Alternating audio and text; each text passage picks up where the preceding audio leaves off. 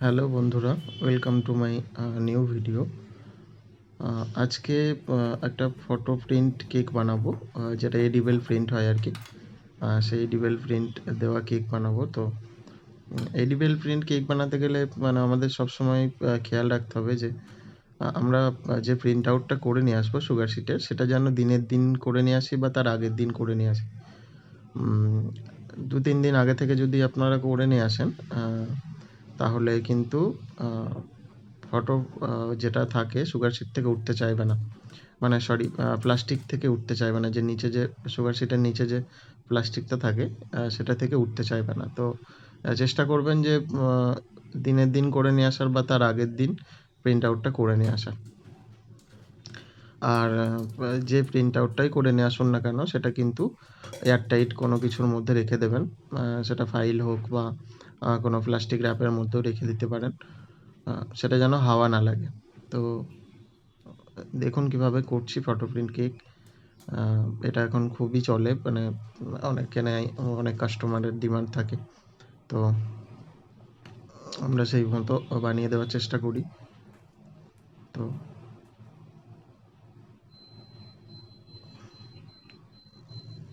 সেভাবেই আমি ফার্স্টে একটা কেক জুড়ে নিচ্ছি। এটা একটা পাইনঅ্যাপেল ফ্লেভারের কেক হবে। হুম, তো আমি ফার্স্টে কেকটা জুড়ে নিচ্ছি।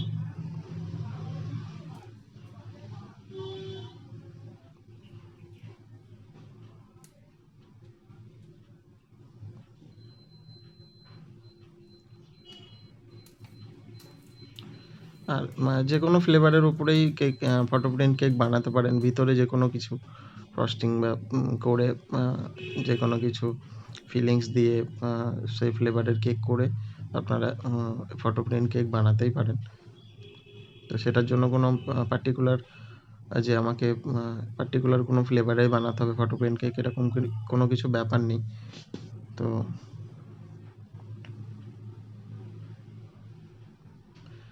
আমি একবারে লেয়ার দিয়ে নিয়ে আমি মানে সাথে সাথেই কেকটা ফ্রস্টিং করে নেব।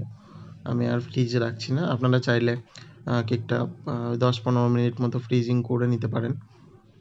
আমি আর সেটা করছি না। আমি একদম ডাইরেক্টই কেকটা বানিয়ে দিচ্ছি।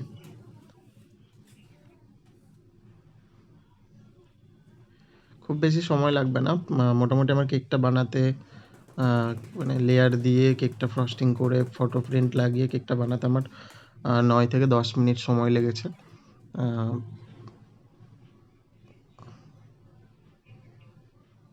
আমি একটু ভিডিওটা স্পিডে করেছি, তাই এটা 6 মিনিটে কমপ্লিট হয়েছে ভিডিওটা। তো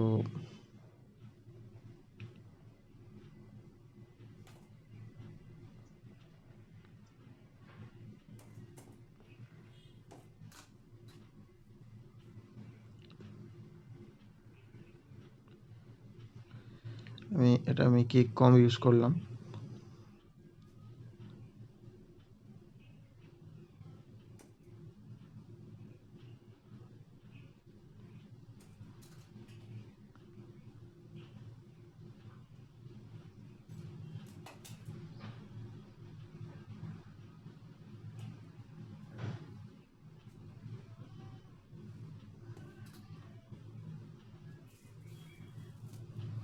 এবার দেখুন কিভাবে ফটো প্রিন্টটা লাগাচ্ছি কেকের উপরে।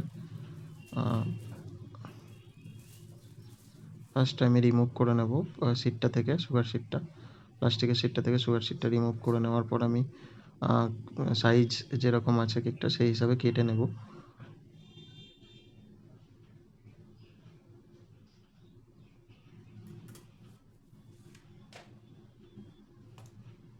এরপর বসিয়ে দিচ্ছি ফটো পেপারটা। খুব সাবধানে বসাবেন আর দেখবেন যেন ভিতরে এয়ার বাবলস না থাকে। মানে ভিতরে এয়ার থাকলে কিন্তু ফটো পেপারটা যখন পুরোপুরিভাবে লেগে যাবে, তো মাঝে মাঝে ফোলা উঠে উঠে থাকে। তো দেখবেন যে যেন ভেতরে এয়ার না থাকে কোনোভাবে। এভাবে আমি কমপ্লিট করে নিয়েছি। এবার আমি স্টার নজেল দিয়ে বর্ডারগুলো করে নেব কেকের।